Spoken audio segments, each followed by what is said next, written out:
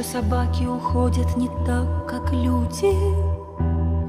Нет у них коридоров и света в конце туннеля, и суда перед Богом у них никогда не будет. А душа на земле остается всего неделю. Если верить молве, то по радуге звонко лая, позабыв все обиды, болезни, нужду и голод, улыбаясь, как могут, виляя хвостом, убегают в только им лишь известный небесный собачий город. Я не знаю, грустят ли их души в том городе светлом, вспоминая хозяев, и долго ли все это длится. Я не знаю, но верю и думаю часто об этом, и надеюсь, однажды мне, может быть, это приснится.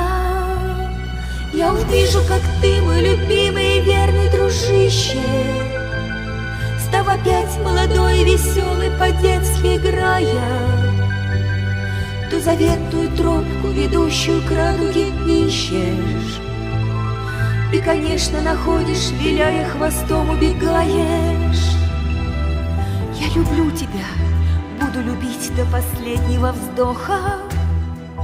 Ты меня вспоминай и прости, если чем обижал.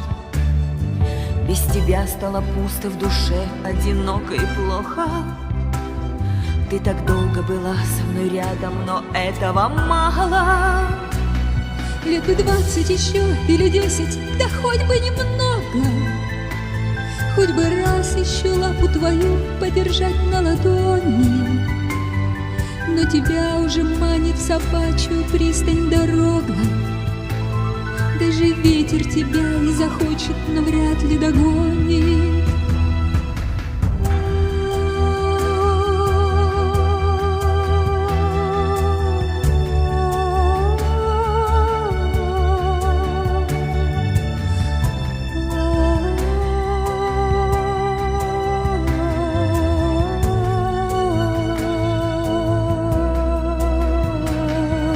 Беги без оглядки, беги, ведь сейчас это надо.